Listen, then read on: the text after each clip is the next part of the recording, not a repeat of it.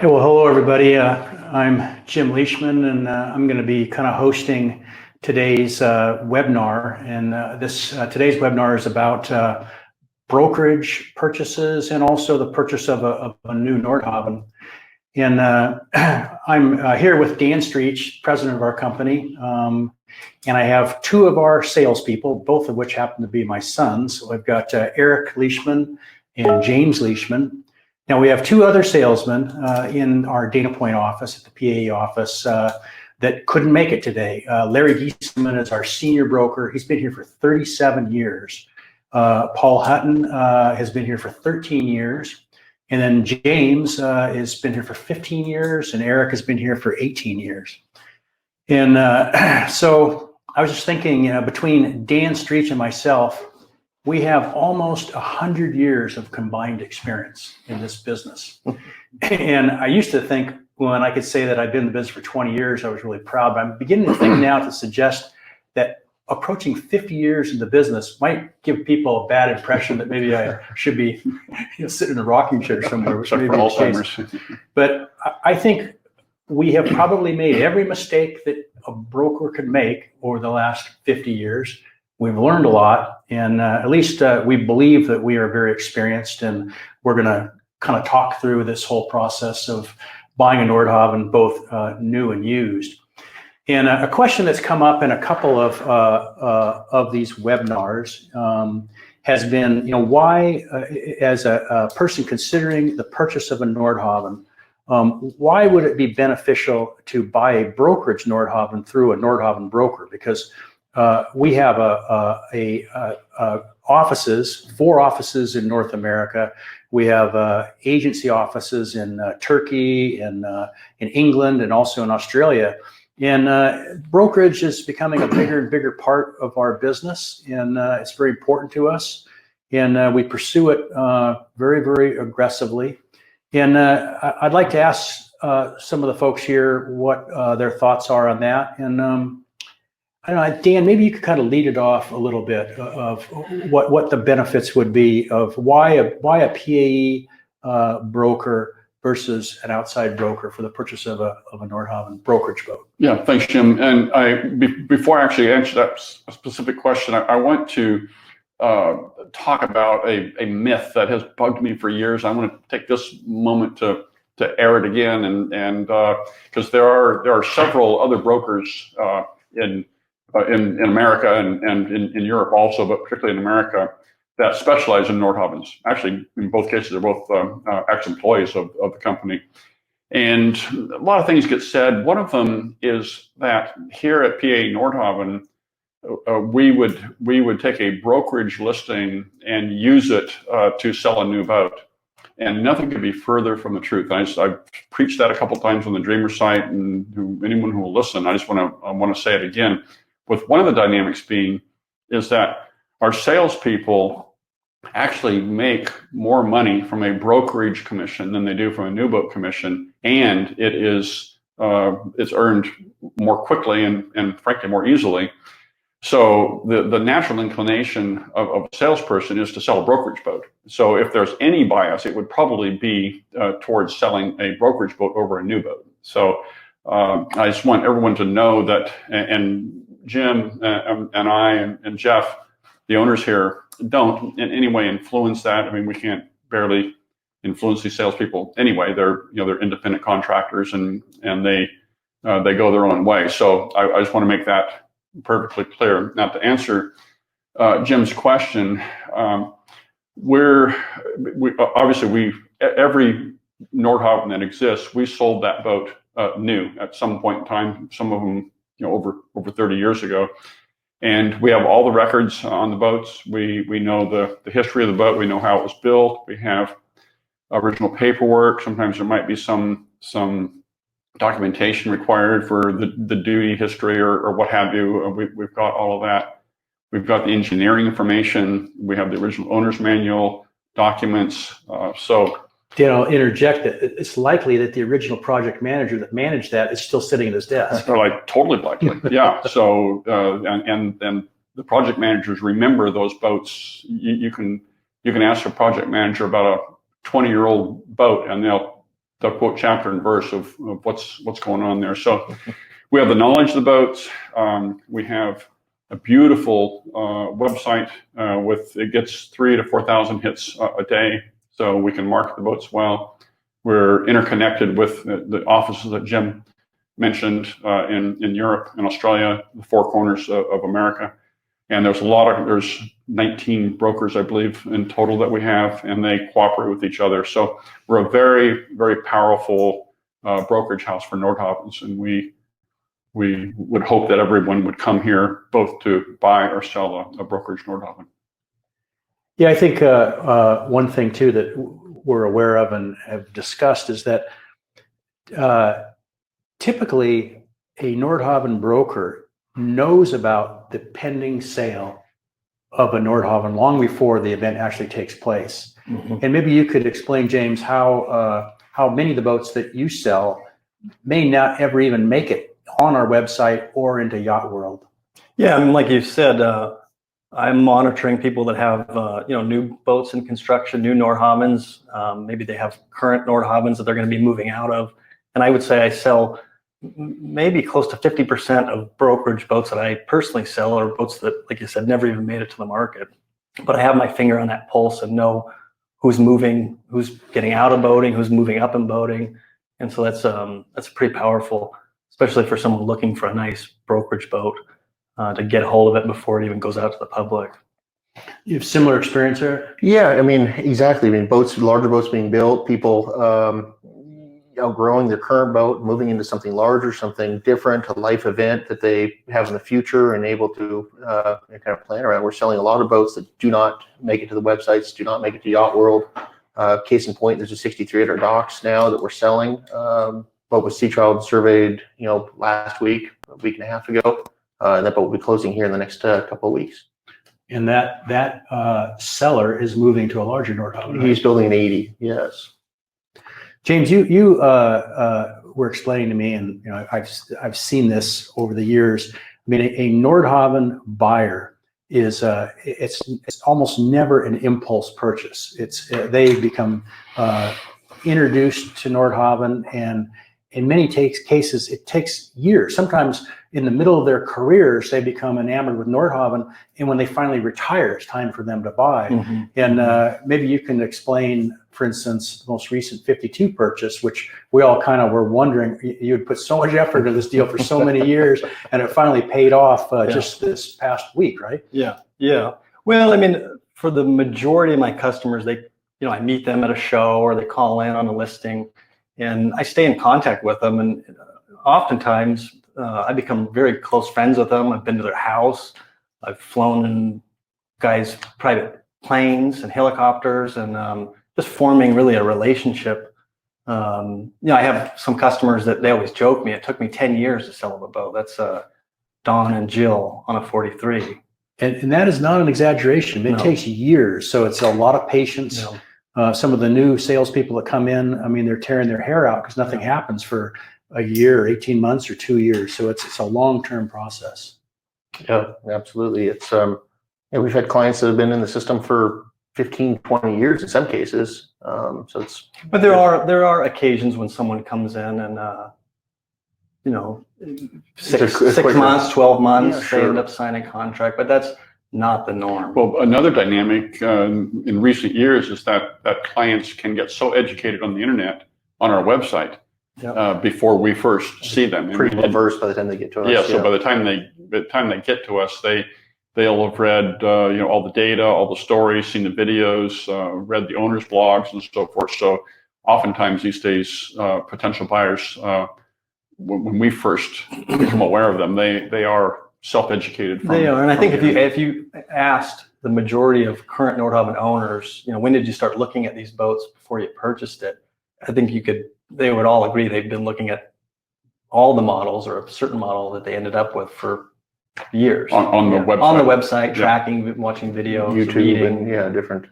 Yeah, Dan, you mentioned earlier that we get 3,000-4,000 hits per day on our website. Well, Jenny told me just yesterday that it was 8,000 hits per day, and most recently because of these webinars, we were up to 16,000 hits. Oh, geez. And looking at the analytics, I was shocked. This was a couple years ago when we first really discovered this through the analytics, that our website, in terms of views and page views and a number of other factors, how much time they spent on the website, was outperforming virtually any website of any yacht manufacturer out there. I even went to some of the, the name brands, icons, smaller boats you'd expect to have huge amount of interest in hits, and we were outperforming Sea Ray and Boston Whaler. So that website has there's a huge amount of information there, and like you say, people sit for years and they can get the information that they need out of that website, educate themselves, and they show up and geez, they know some of the dimensions. I mean, they have it down Yeah, the owners' to memory. names, their stories. That ties back to the question of why someone should list their boat with us, because they harness that power. And we do a beautiful job with videos of their boats, photography. Well, yes, as soon as we do list a boat, Doug Harlow does all of our video work, has for years here. We will produce a beautiful, high quality video of their boat. Often includes aerial photos, drone photos, or video.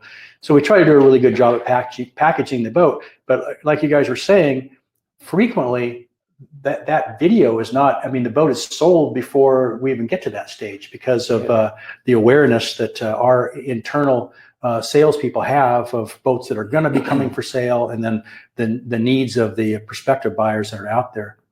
But another thing that like a person coming in to buy a brokerage Nordhavn, it might be they may not have experience with a larger complex boat.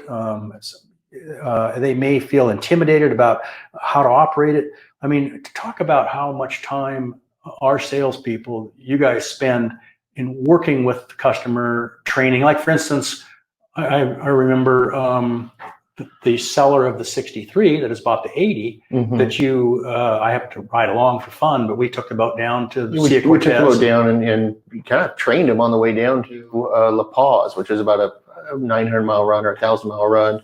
And it was over a period of 10 days and different anchorages, navigating, just running the systems, the water makers. So he came from very little experience, and that would be the outside of the training would be a week, 10 days. And some of the guys are a little bit quicker. I actually just got back last night at midnight from running a boat down in Mexico, a 63. And he was a pretty experienced yachtsman coming out of a cruising sailboat. He's been across the Atlantic several times. So his training would be a little bit shorter. So, yeah, I would say my average training is anywhere from 3 or 4 days to a couple weeks long. Yeah, I would agree. I give my customers as much time or as little as they need. And then we have a checklist, which is about 10 pages, and that goes through every single system. And that's something that's a requirement on a new boat delivery, but you're using it also. I use that for my brokerage clients, but like Eric said, sometimes you got a guy this is his 8th boat, and he doesn't really need to go over every system. So it's kind of customized to we have a template to work on and go through the fuel system. system, go through the electrical system. Yeah. Now, jumping over maybe to a new boat, but the same thing applies to a brokerage boat. You have a lot of backup at PAE. Resources that no other broker would have. If you mentioned earlier the original files on the boat that may be being offered for sale, but also questions come up about retrofits. What if I want to do this to the boat? Talk about how the access you have to, and your prospect and customer would have to our project manager, to our engineering department. Yeah, well, like was Dan mentioned earlier, the guy that built the boat, the project manager 20 years ago, he's probably still here or is here. I can't even think of any that have left. I mean, they're all here. No, we've only had one leave. That was a 52 project manager. Yeah. Right. So, to have access to those project managers to pull the file, if you're refitting the boat or you got a question for Jeff that the project manager can't answer, you can go right into engineering. We've got Mike Teleria, electrical. I mean, we have, unlimited resources, unlimited and files, resources and information on each boat, answer every boat. any question and help. It has built pictures through the whole build cycle on every boat. So it's Well, also in the last 8 or 10 years since we got that MyPA software, we have a specific record of every part and part number and invoice copy a refrigerator or a pump or whatever that went in. Everything is on there. Yeah.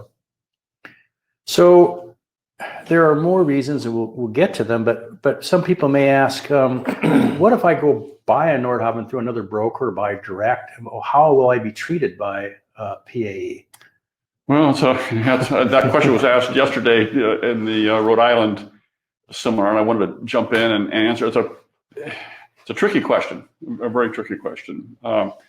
We appreciate it more when people buy directly from us, but in many ways, it's invisible. We treat everybody the same. Every Nordhavn owner is very, very important, and in several levels of the company. I mean, certainly in engineering, accounting, parts, they don't even know where the people bought the boat. So the customer isn't going to be treated any differently in those departments. And we cooperate with the other brokers. There's two main brokers, James Knight and Jeff Merrill. Well, also big house brokers. We routinely. Yeah, I mean, big names that they'll come upon either a Nordhavn listing or a Nordhavn buyer from time to time. So any of those big brokerage houses we work with, either as a listing broker or a buying broker. So we treat everybody the same. When you have bought your boat directly from the company, you obviously have dealt with a Nordhavn salesperson, and that salesperson becomes your advocate. And of course, now we're talking about brokerage boats at this point. So when you've got that salesperson as your advocate, it's better. So the least service you could get from us is very good, but when you've got a salesman working for you, it's even better. So, I mean, if I was out buying a Nordhavn, I wasn't part of the company here, it would just go, duh, why wouldn't I buy the boat from the company itself? We try to make those people feel special. We try to make everybody feel special, frankly, that we make them feel more special.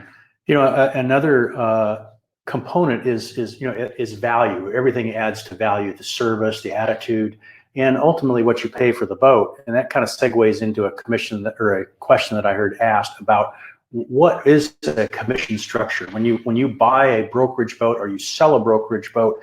What is the cost of doing that? And is that commission negotiable? And James, maybe you can talk to that a little bit.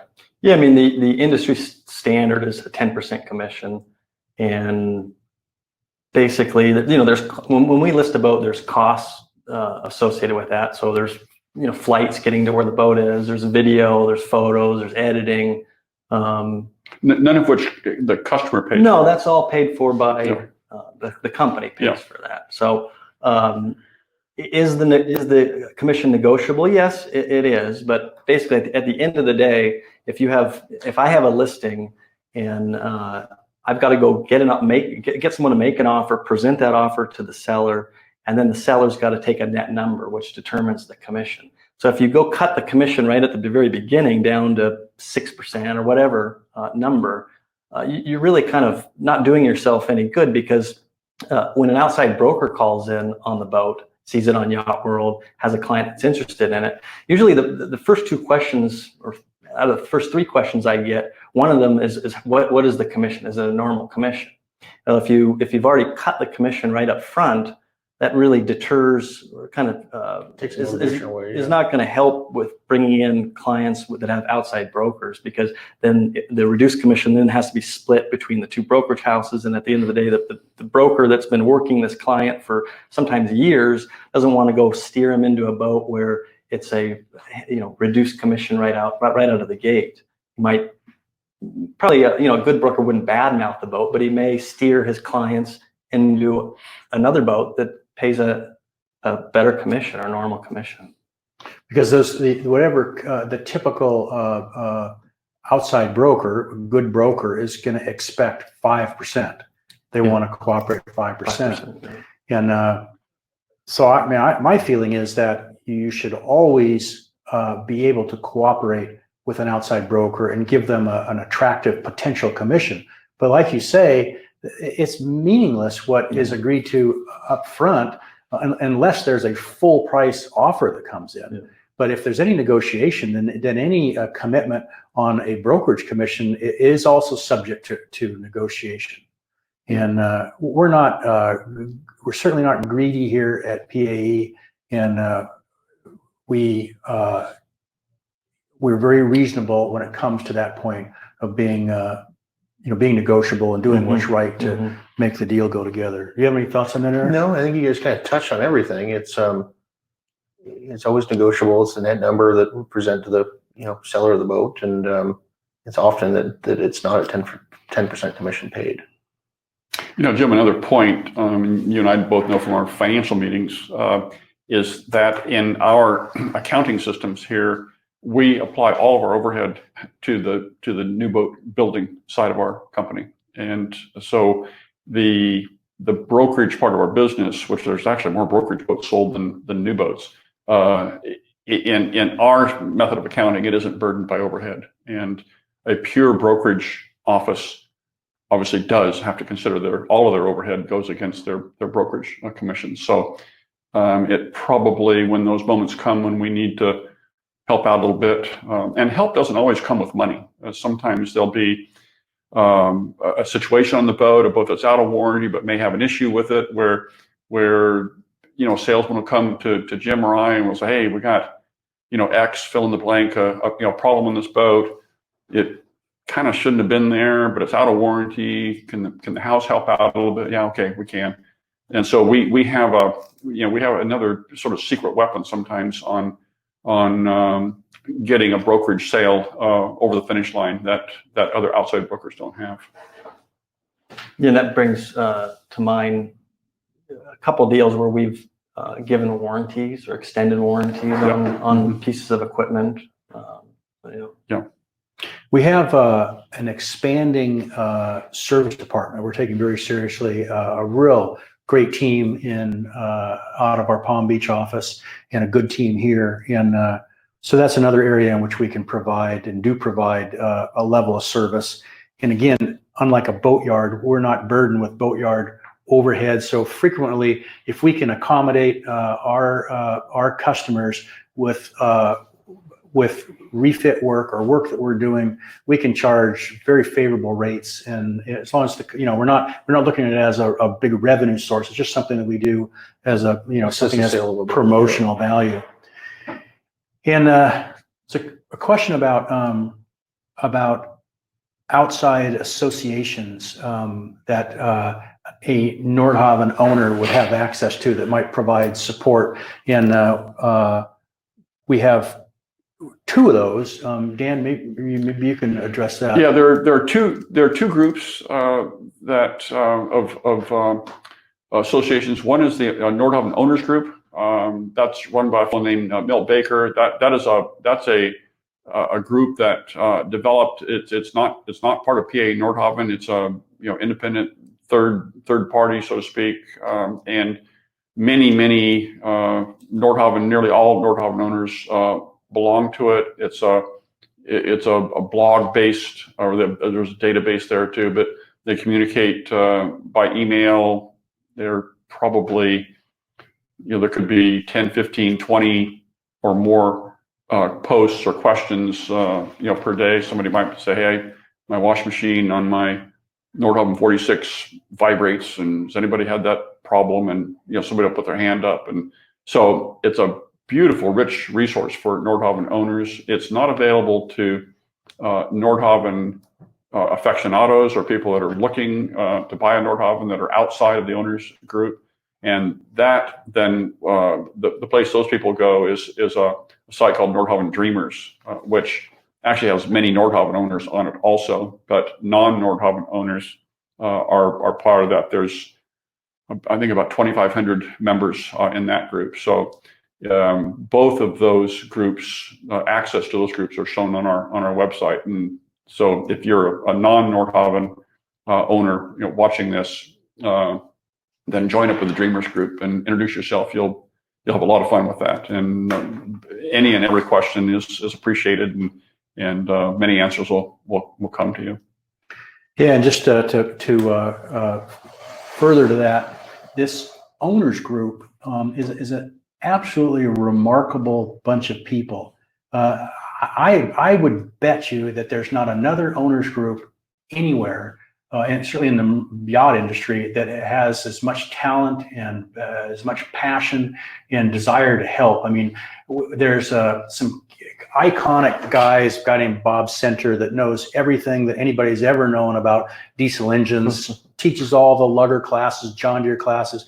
And I don't know, I mean, he consistently is jumping in and offering suggestions. I mean, the guy's got an oil pressure gauge that is misreading. It's not tying in with his, with his digital gauge, and he knows exactly. I mean, the amount of help that you get from these passionate, super experienced owners is like nothing I've ever seen. It's amazing. It's a huge, huge resource for a Nordhavn owner. And I sometimes think that, there's a bunch of talented people in that group that almost try to outdo one another in a very positive way. Not just the amount of experience that is within that group that a Nordhavn owner has access to is just well. And you remarkable. think about it, I mean, these boats are expensive, and it's successful, very talented people that own these boats. There's hundreds of them, and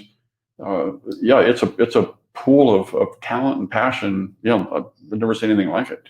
You can't buy it. No, these guys are. And just a sidebar, the Nordhavn world, I call it, or the Nordhavn thing, is a very powerful organism. In many ways, more powerful than we are. Our own marketing at some point in time became a smaller factor than just the viral marketing of Nordhavn owners talking to each other, showing their boats, passionate about their boats, talking about their boats, wearing their T-shirts, their hats, and it is a phenomenon. It is definitely a thing. Eric and James, Eric, for this question, we were just talking about, this question comes up about resale value. How do Nordhavns fare when they're resold in terms of retaining their value and as compared to other brands? And Eric, tell that story about, and James has got one too, but to try to explain that. We had you trace these boats back to when they sold, say 8-10 years ago. And generally these boats, if they're hung on to for 8 or 10 years, the boats are selling it at close to what they were bought for. And some of those early 43s, they were sold at a base price of $650 or $675, somewhere in that range. And one of the boats I'm selling up in the Northwest right now is selling close to what that boat was originally paid for.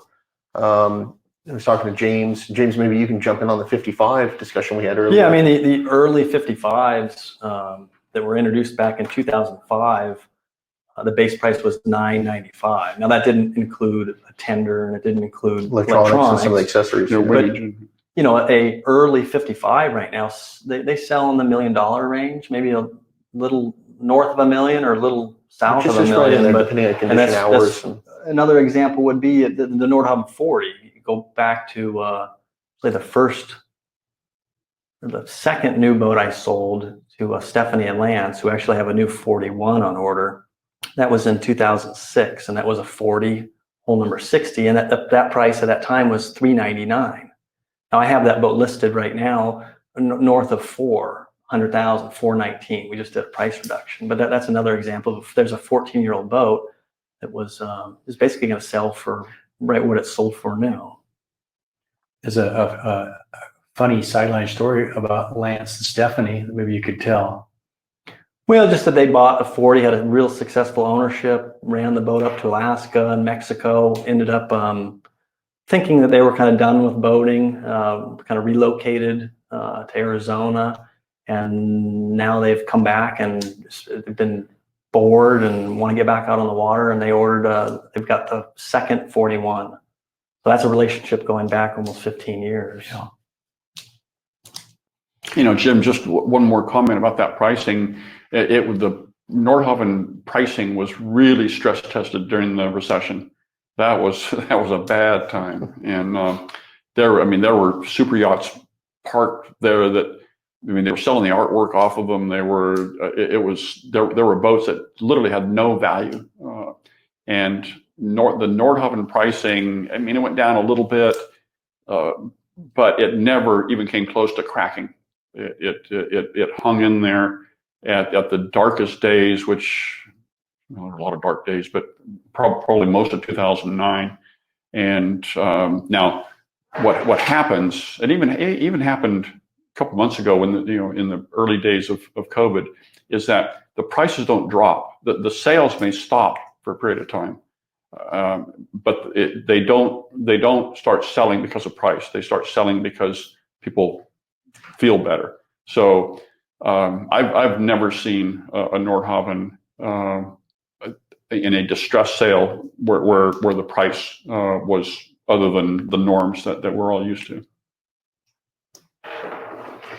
Kind of switching over a little bit to the new boat process. James, can you explain?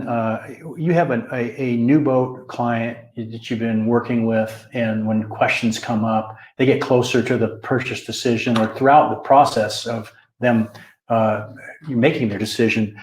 Can you explain how you work with project managers and how Jeff may get involved with the drawings and just how that process might work?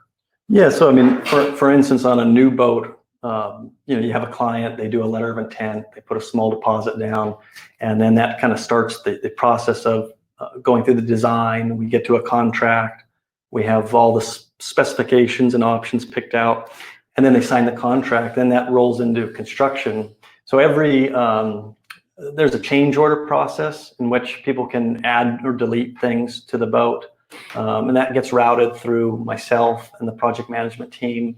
And we all work together.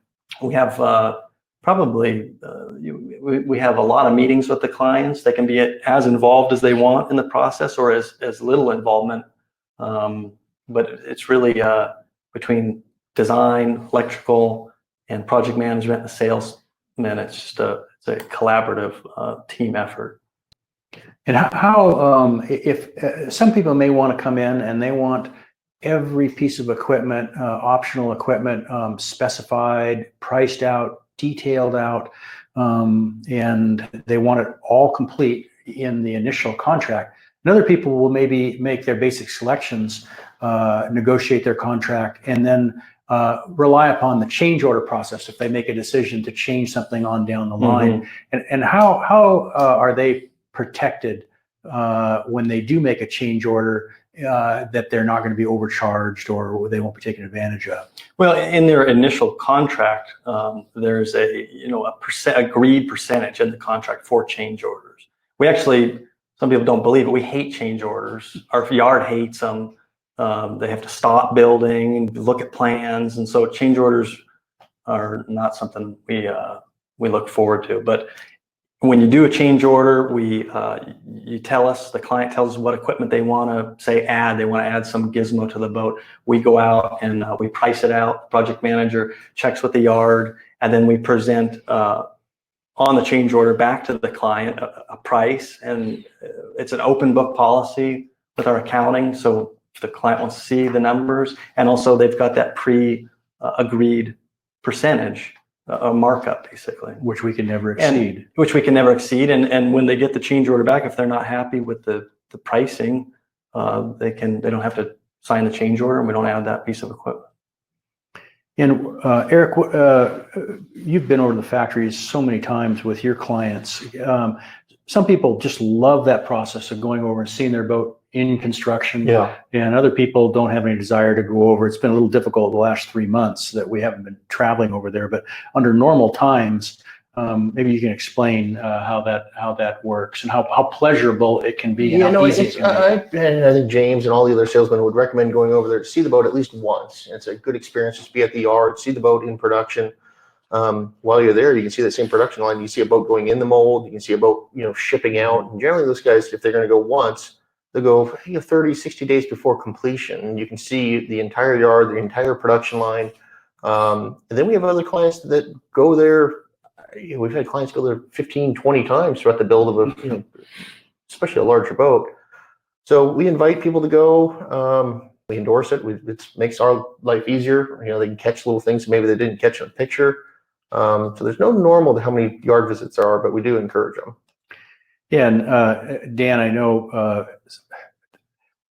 some of the customers, and you've had some of the customers you've worked with real closely, have developed personal relationships with yard personnel, exchanging gifts and corresponding, and become socially good friends. Maybe you can explain that. There's some lifetime friendships that come out of the buyer's relationship with the factory. I should scientifically study it sometime, but I swear I believe that the smell of styrene and teak dust and the sound of a router and factory noises is like an aphrodisiac for boat people. We should probably bottle it and spray it on people. But factories are wonderful. They are a wonderful, wonderful place to be. It's so creative in there.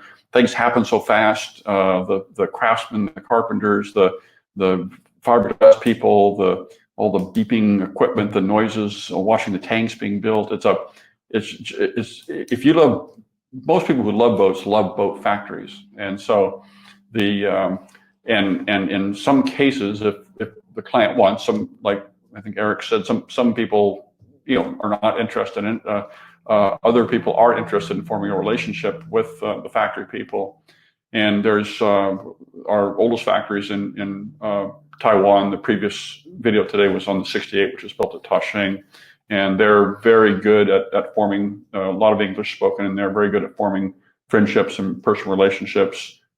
So much so that some people are drawn to the factory. They love to go there for the experience of the travel, to see their boat being created and built. And like Eric said, we do encourage it and support it, and know that for some people it can make their boat buying experience even better. I think for some of the people that can't make it over there for whatever reason, almost get a little bit of the experience through the pictures. I mean, our project management, each project management guy that has a project in construction is sending out at least every 2 weeks, or more, hundreds and hundreds of photos. So when a client's finished with his boat's delivered, he's got a file of thousands of photos of everything. One of the few good things that come out of COVID is that we've been doing Zoom and go to meetings with the boats in the factory. We recently just shipped out a beautiful 96. It's on its way to Seattle right now. And the final inspection, well, we had our own guy over there, David Jen, inspecting a lot of things for us, but the owner couldn't get over there. So his inspection was via Zoom. So for those who don't actually travel over there, we can do a lot with video and photos. Yeah, I might add too that we have third generation boat builders in the factory. Their fathers were there. The father, their grandfathers were there. Their fathers were there. They're there. In one case, I think we had 3 generations working in the factory at the same time. Yeah, we did. And then in that group, 2 of them were brothers. There were 2 brothers too. So these guys spend their whole life in the factory, and they build these boats, and they do get to see them. They get launched and they're in the water. But my impression is when they see the end user and he comes to the factory, how much they appreciate seeing them. Yeah. And they're really nice people. And for people that want to put forth the effort to go over there, it can be a really, really rewarding experience. The question has come up about surveying the boat during and after construction.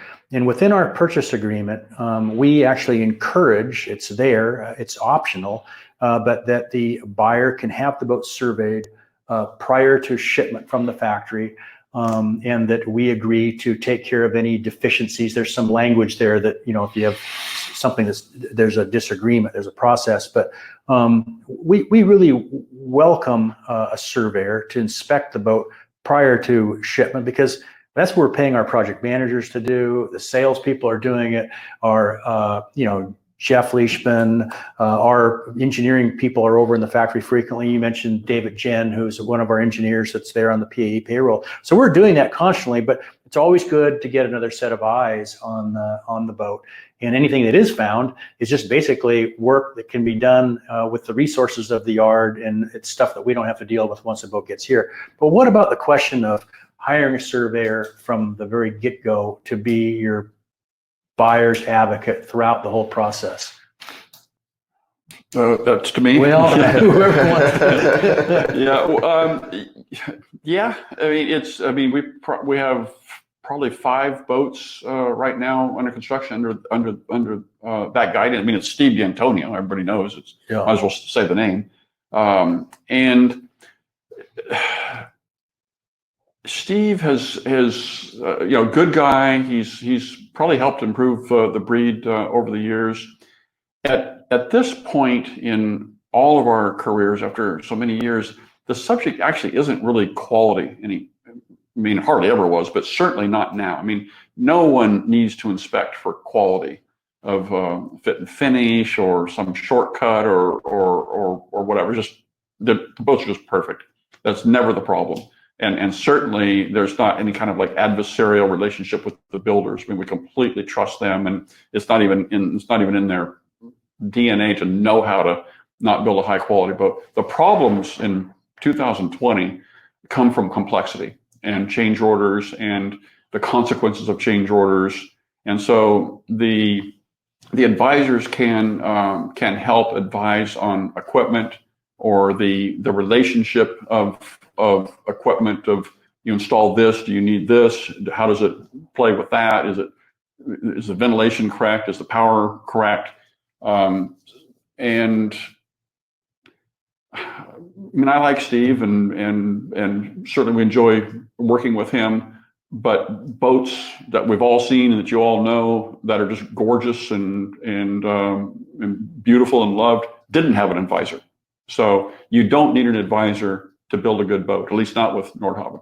The advisor can help you with equipment choices and maybe new products, and just be, I don't know, another, like Jim said, another set of eyes that, and Steve means, and it's been kind of fun over the years because our project managers compete with Steve, and they don't want to see a list from Steve. And so they'll hustle to get a boat that's impervious to finding any fault with it. So either way, we support it if an advisor shows up. A gorgeous boat, many gorgeous boats have been built without advisors. We got a hugely talented team here.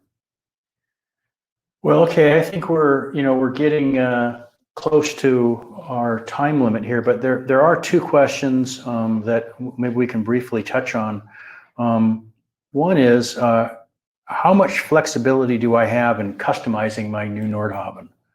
And I can start off by saying that you have very little flexibility on our smaller models, but you have a great deal of flexibility as the boats get larger. In our last webinar earlier today on the Nordhavn 68, we had a lot of discussion about how much flexibility a buyer has in building a 68. Mm-hmm. And that would apply to a 76 and 80, 86, 96, to a lesser degree on a Nordhavn 60.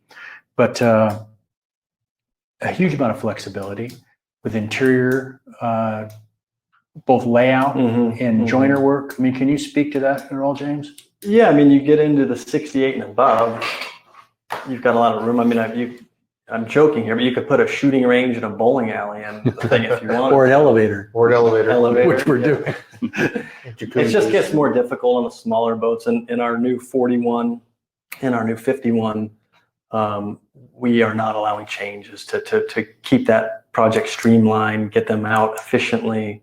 When we build our 60s and if you ever have a chance to go to the yard and walk through it's real impressive, the lineup of 60s, they're all completely different.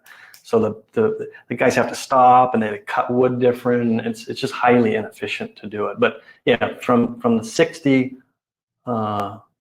in the going to the 68 and up, it's pretty much unlimited. And Eric, I think maybe the last question here. Does PAE take in boats against the trade-in boats against the purchase of a new Nordhavn? Yeah, we've done it historically. We've done a bunch of trade-in boats, and it depends on the boat and location, value, and whatnot. But yeah, no, we've traded a lot of boats. Real familiar with taking on smaller Nordhavns against larger Nordhavns, but gosh, I've seen sailboats, different power boats, all kinds of different things traded in over the years. So the answer is yes.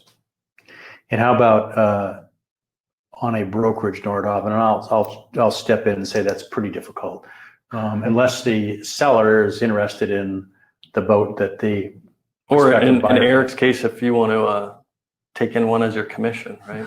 yeah. It's a long time ago. Well, any more comments from you guys? Anything you'd like to say or questions that you think might be relevant that haven't been answered? No, I'm available anytime. Call me direct, email me direct, and same with James or any other salesman if there's anything that you guys want to talk with us directly about. We're available anytime through phone or through email. So Yeah, and I just throw out there, if anyone's looking for a nice 60 or a 86, get in contact with me. And don't forget Larry, we call him Big Guy. He's our most senior broker. He's fantastic. And he is actually out closing or doing something important on a boat purchase today. And I think Paul's probably busy too. So any closing thoughts, Dan? Well, I'd like to do a sales pitch for 6835. Yeah, please do. Yeah, since we got an audience here, that it was mentioned in the previous webinar we did earlier today on the 68 model, but there's a gorgeous 68 number 35, and we're actually sold up through number 40 right now. So it's a boat that was sold several years ago, and during construction, the buyer was killed in a light plane crash, and so the boat is available. Some lucky buyer is going to get a gorgeous boat. So call your Nordhavn salesperson if you might be a candidate for that boat. It's ready to ship right now. Well, okay, so that is pretty much the conclusion of this webinar. We have our Northwest salesman, Devin Zwick, who is standing by. He's going to do his webinar, I believe, at 2 o'clock, so in 15 minutes. And he's going to be accompanied by Greg Harmon of Harmon Marine up in Anacortes. Devin was in our Dana Point office for a number of years and wanted to go and help with our Northwest sales effort. So he's up in Anacortes. We do have an office down on Elliott Bay, which we have Mark Gilbert and we have Don Coleman there. And I don't know if they're going to do one or not, but Devin is up next here at 2 o'clock. Yep. So stand by for that. And we thank you for joining us. And please feel free to, like the guy said, give us a call with any questions that you have. We'd love to hear from you and love to help you out. So thank you very much. Thank you.